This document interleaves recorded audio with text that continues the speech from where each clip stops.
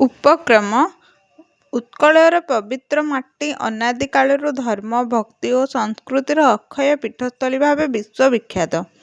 ଏହି ପୁଣ୍ୟଭୂମି ହୃଦୟସ୍ଥଳୀ ପୁରୀ ଶ୍ରୀକ୍ଷେତ୍ରର ବିରାଜମାନ କଳିଯୁଗର ଆରାଧ୍ୟ ଦେବତା ଶ୍ରୀ ଜଗନ୍ନାଥ ସମଗ୍ର ବିଶ୍ୱବାସୀଙ୍କ ଭକ୍ତି ଓ ବିଶ୍ୱାସର କେନ୍ଦ୍ରବିନ୍ଦୁ।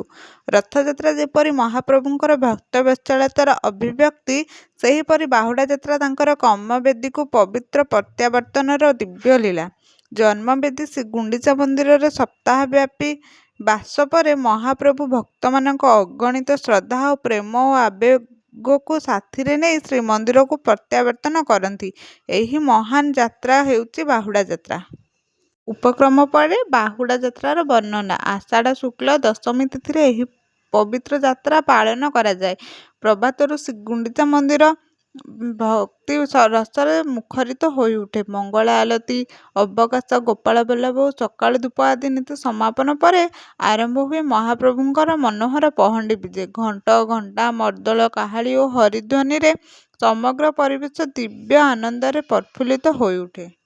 ବଳଭଦ୍ରଙ୍କ ତାଳଧ୍ୱଜ, ସୁଭଦ୍ରାଙ୍କ ଦର୍ପଦଳନ ଏବଂ ଶ୍ରୀଜଗନ୍ନାଥଙ୍କ ନନ୍ଦିଘୋଷ ରଥ ଲକ୍ଷାଧିକ ଭକ୍ତଙ୍କ ଟାଣରେ ବଡ଼ଦାଣ୍ଡ ଦେଇ ଶ୍ରୀମନ୍ଦିର ଅଭିମୁଖେ ଅଗ୍ରସର ହୁଏ। ଜାତି, ଧର୍ମ, ବର୍ଣ୍ଣ ଓ ଭାଷାର ସମସ୍ତ ଭେଦଭାବ ସେହି ମହାସମୁଦ୍ର ସଦୃଶ ଜନସମାଗମରେ ବିଲୀନ ହୋଇଯାଏ।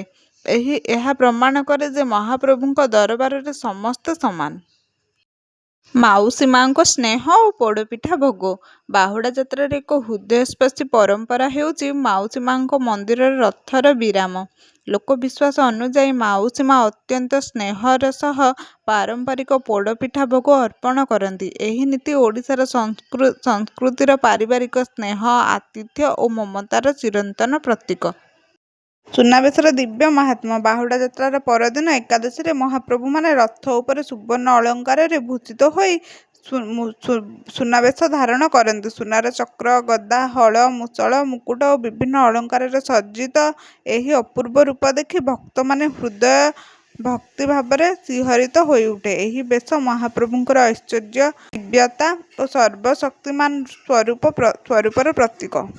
ଅଧାରପଣା ନୀତି ଓ ନୀଳାଦ୍ରି ବିଜେ। ଦ୍ୱାଦଶୀ ତିଥିରେ ଅଧାରପଣା ନୀତି ପାଳନ କରାଯାଏ। ସୁଗନ୍ଧିତ ଓ ସୁମିଷ୍ଟିତ ପାନୀୟ ଭକ୍ତି ମାଟି ପାତ୍ର ମହାପ୍ରଭୁଙ୍କୁ ନିବେଦନରେ କରାଯାଇ ଭାଙ୍ଗି ଦିଆଯାଏ। ଲୋକବିଶ୍ୱାସ ରହିଛି ଯେ ରଥରେ ଅବସ୍ଥାନ କରୁଥିବା ଅଦୃଶ୍ୟ ଦେବୀଦେବ ଓ ପାର୍ଶ୍ୱ ଦେବୀଦେବମାନେ ଏହି ଭୋଗ ଗ୍ରହଣ କରନ୍ତି।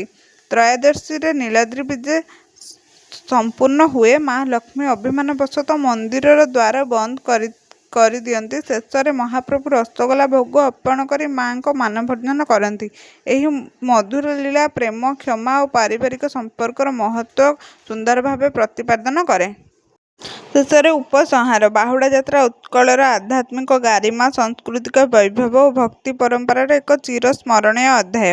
ପ୍ରତିବର୍ଷ ଏହି ଦିବ୍ୟ ଉତ୍ସବ ଅସଂଖ୍ୟ ଭକ୍ତଙ୍କ ହୃଦୟରେ ନୂଆ ଆଶା, ଆସ୍ଥା ଓ ଆଧ୍ୟାତ୍ମିକ ଚେତନାର ସଞ୍ଚାର କରେ। ମହାପ୍ରଭୁଙ୍କ କରୁଣାମୟ ଦୃଷ୍ଟି ସମଗ୍ର ବିଶ୍ୱ ଉପରେ ବର୍ଷିତ ହେଉ। ମାନବ ସମାଜରେ ଶାନ୍ତି, ସୌଭାଗ୍ୟ ଓ ମଙ୍ଗଳର ପ୍ରତିଷ୍ଠା ହେଉ। ଏହା ହିଁ ଆମ ସମସ୍ତଙ୍କର ଅନ୍ତର୍ନିହିତ ପ୍ରାର୍ଥନା।